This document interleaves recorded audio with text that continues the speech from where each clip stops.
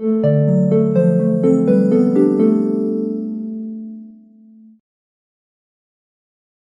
And welcome to the world wide post. दोस्तों, Russia और China के रिलेटेड बहुत बड़ी खबर निकल कर आ रही है। Recently Russian president Vladimir Putin ने चाइना का विजिट किया था। वहां व्लादिमीर पुतिन ने चाइनीज प्रेसिडेंट शी जिनपिंग के साथ मुलाकात की।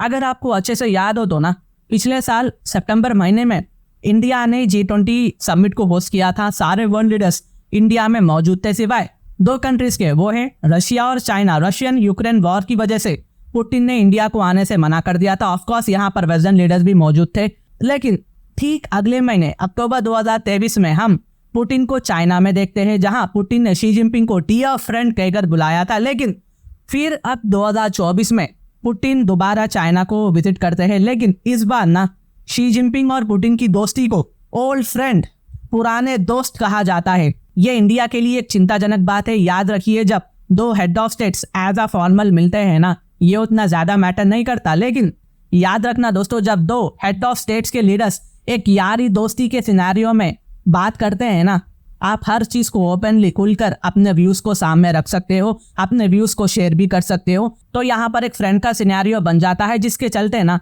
एक अंडरस्टैंडिंग बैठ जाती है हमारे एक दूसरे के बीच, एक दूसरे को समझने का आइडिया मिल जाता है। वेराज जब आप नॉर्मल एज अ फॉर्मल मिलते हो ना, तो आपको एक एक चीज कई बार सोचकर बोलना पड़ता है। आजकल दुनिया की सियासत काफी बदल रही है, स्पेशली चाइना और रशिया के बीच की दोस्ती बढ़ रही है। ये विजिट चाइना और रशिया के बीच मजबूत होते रिश्ते, उनके स्ट्रैटेजिक इन्फ्लुएंस और इंडिया के लिए आने वाली मुश्किलों पर इफेक्ट डालता है। पिछले कई दशकों में चाइना और रशिया के डिप्लोमेटिक रिलेशनशिप बहुत बदल गए हैं। कोल्ड वार के दौरान चाइना सोवियत यूनियन, जो आज का रशिया है, तो सोवियत यूनियन चाइना का सीनियर पार्टनर था, जो चाइना को आइडियोलॉजिकल और फाइनेंशियल मदद देता था। वो अलग बात है कि बाद में यूएसए चाइना के साथ रिलेशनशिप को बेटर कर सोवियत यूनियन को आइसोलेट कर देता है। लेकिन अब यह रिश्ते की डायनामिक्स कंप्लीटली बदल गई है।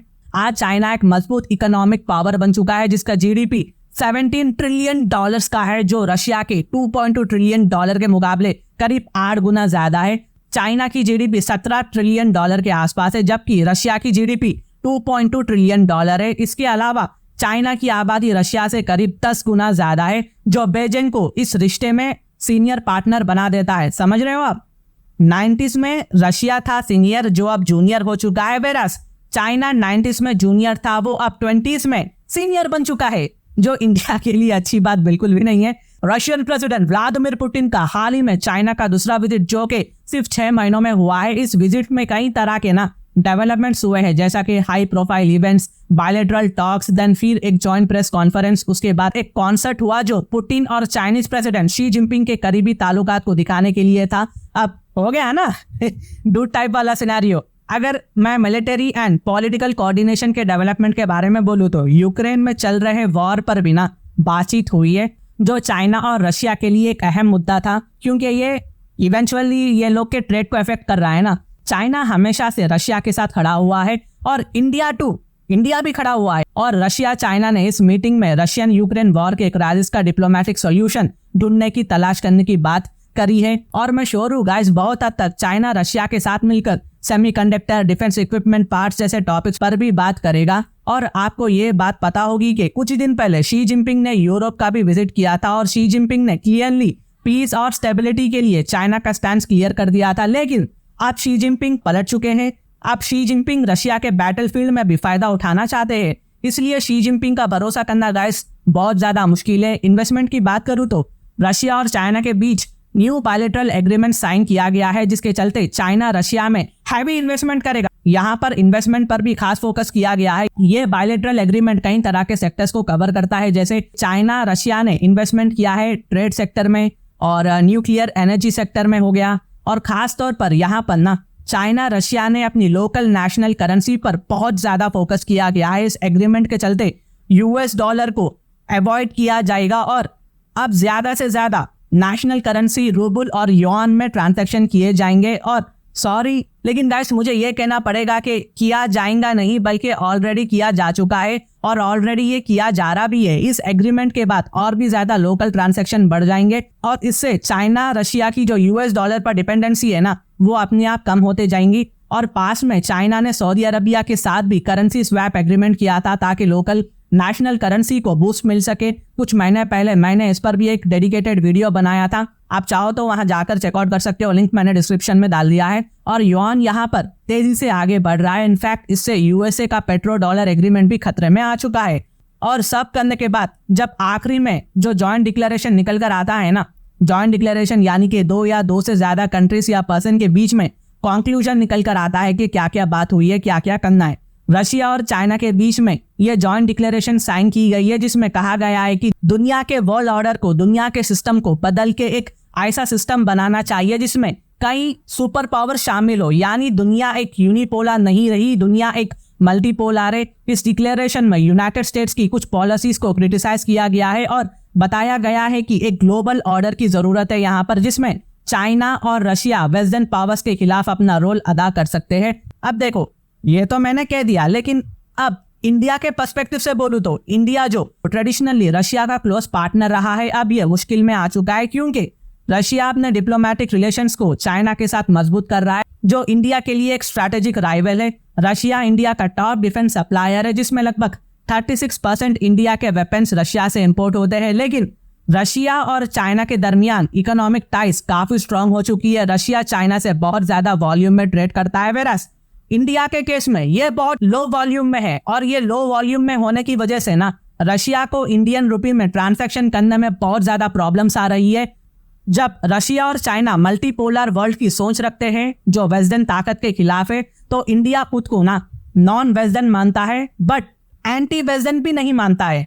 भारत वेस्टर्न कंट्रीज के साथ अपने ट्रेड और स्ट्रैटेजिक पार्टनरशिप को बढ़ाना चाहता है, मगर अपने स्ट्रैटेजिक ऑटोनॉमी को भी मेंटेन भी रखना चाहता है। सोवियत यूनियन यानी रशिया ने इंडिया को सपोर्ट पहले से ही अपने खुद की जरूरियात और फायदे के मुताबिक किया था। ये कड़वी सच्चाई है गाइस, हमें ये भी बात नहीं भूलना चाहिए। जैसे कि 1962 में इंडिया चाइना जंग के दौरान रशिया ने चाइना की तरफ झुका, क्योंकि उस वक्त वो रशिया की जियोपॉलिटिकल जरूरत थी। मगर 1971 में इंडिया पाकिस्तान जंग के दौरान रशिया ने यूएस एलायंस पाकिस्तान के खिलाफ इंडिया का साथ दिया था, जिसके चलते रशिया इंडिया फ्रेंडशिप और भी ज्यादा स्ट्रांग हो गई। इंडियंस बहुत ज्यादा इसके बाद रशिया को पसंद करने लगे थे।